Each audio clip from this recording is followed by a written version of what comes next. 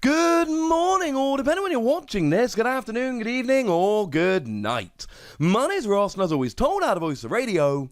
So today, we're going to be taking a look at a new Zekrom. And this Zekrom is good. Like, really good. It's ridiculous. Now, what we see from Zekrom here is 130 HP, which is what we're looking for on a basic Pokemon. This is up there with stuff like Buzzwole. This is about as high as you get. Retreat cost of 3. Now, I've had a bunch of feedback from previous videos. People have said, hang on a second, Walsey, you can use Air Balloon if you've got a retreat cost of 3. And absolutely you can. But you've got to use an energy as well, and you're basically wasting an energy attachment to retreat. When you're also using your tool, most of the time you're way better off using an item card, something like Switch. Yes, you absolutely can reduce your retreat cost with Air Balloon, of course you can. But when I say retreat cost of 3 sucks because it's too low to use buff padding and too high to use Air Balloon, what I mean is, it's too high to use Air Balloon without also massively inconveniencing yourself in another way that I just don't think is worth it. Go watch some live streams of really high level players and see how often they use Air Balloon on a Pokemon with a retreat of more than 2 when they're not absolutely desperate. We've got a weakness to fighting here, and look, the only reason this is bad is because there are loads of really good Pokemon that are weak to fighting, like Pikachu and Zekrom, and like Eternatus VMAX, so you're sharing a weakness with them as well. And being a lightning Pokemon, I'll be honest with you, it sucks that we've said goodbye to Thunder Mountain. We'll get there in a minute. That has gone away, as has Electro Power, but you will still have Tapu Koko, and Tapu Koko here is absolutely phenomenally huge. It is absolutely gigantic. We'll get there in a second. So, what we've got here is, and our translation I should mention comes from the lovely Antoine Boulet. We are Antoine Boulet fans, or at least you very much well should be. First attack, we got 2 energy, 30 damage. I'm not getting excited about this, and you shouldn't get excited about this either. If we still had Electro Power, then I could maybe make an argument along the lines of, well, you know, you can use it for a twin energy, go second, basic Pokemon. Start hitting, you know, Green's Exploration, people are still playing that. So if you go second with a twin energy and a Green's Exploration, you can easily hit 90 turn 1 and get a KO on your opponent's only basic Pokemon and win the game there and then. If we still had Electro Power, I might be talking like that, but we don't. But nobody really cares, ladies and gentlemen, because we've got the second attack here, and oh my lordy, the second attack is very good. 2 lightning, 1 colorless energy, 130 damage. This Pokemon does 60 damage to itself. The defending Pokemon is now paralyzed. Oh. This is actual automatic paralysis. We don't see actual automatic paralysis. There is always some kind of fairly gigantic downside. So if we look at 2 of the most reliable ones we've seen so far, at least recently, we could have a look at Kyurem.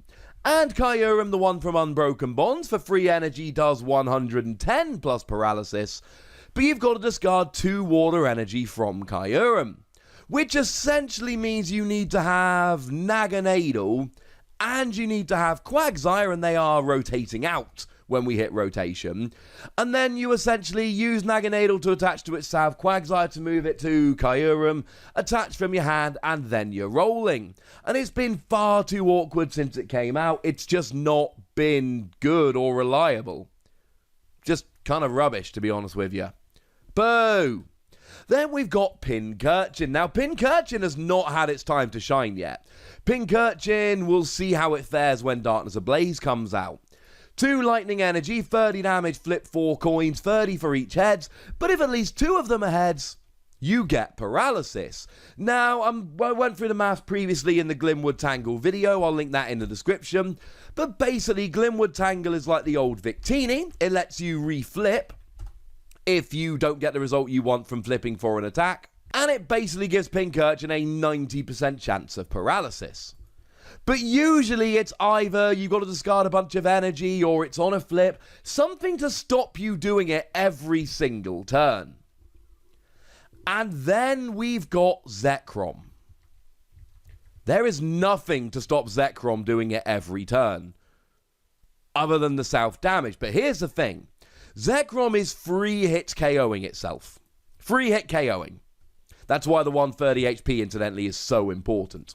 So Zekrom is free hit KOing itself, which means you hit, they're paralyzed, they can't attack you. You hit, they're paralyzed, they can't attack you. You hit and KO yourself, but they're paralyzed, they can't attack whatever comes up next.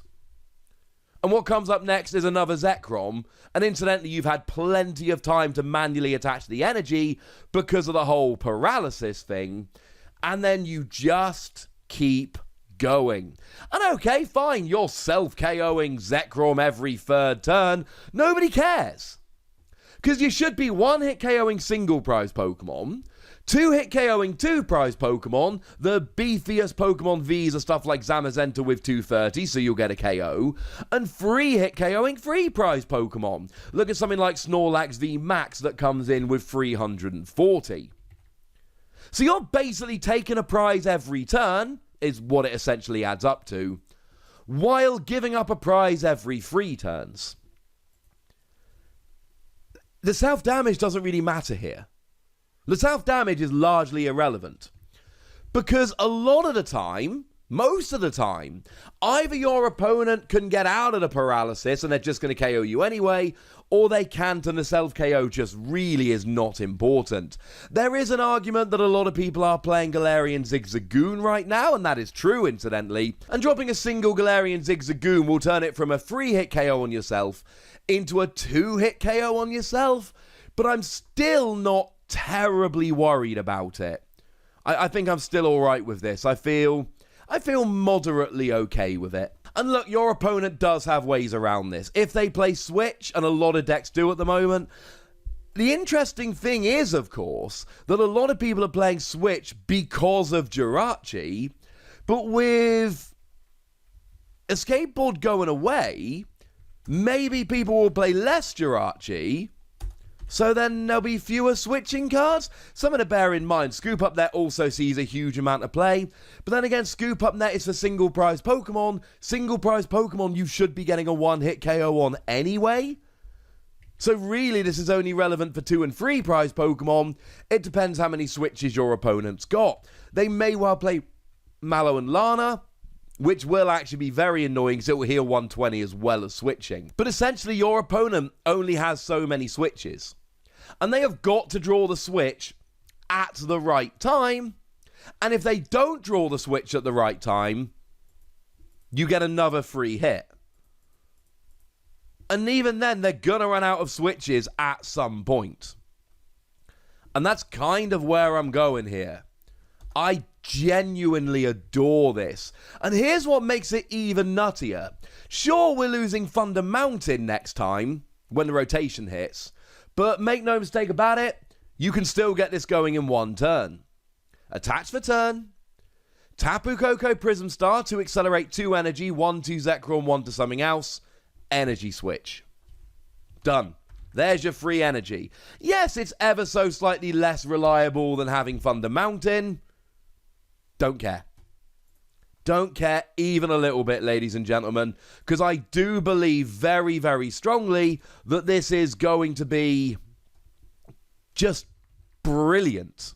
Like, absolutely brilliant. And I know I said I didn't really care about the self-damage, but if you do care about the self-damage, we've got pretty much the perfect answer coming in Milotic. Milotic is a stage 1 Pokemon that sits on the bench, incidentally does have a retreat cost of 2, so Air Balloon. And Milotic says once during your turn before you attack, you may heal 20 damage from each of your Pokemon. Oh. Well, if you've got 3 Milotic out, that will completely heal Zekrom every time. But remember, you don't need to completely heal Zekrom every time. Completely healing Zekrom every time is not necessarily perfect and necessary. Well, I mean, it is perfect, I suppose. But the thing is, if your opponent isn't attacking, you can heal 40, so you're only essentially taking 20 damage a turn and getting 7 hit KO'd.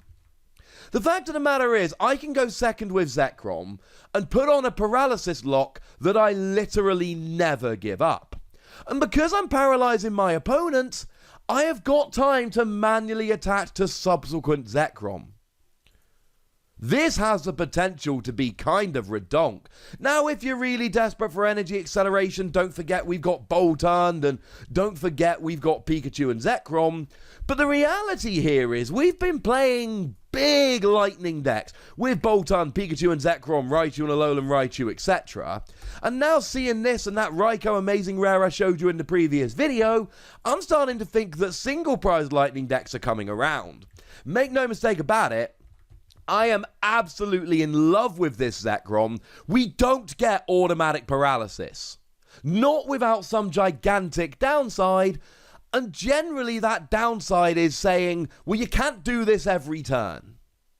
Yet with Zekrom, it's basically saying, if you can manually attach 1 energy to a Zekrom every turn, you literally can do this every turn. I'm giving it 5 Wassies. Come at me in the comment section. This is one of those Pokemon that I look at and go, yeah, I'm testing this.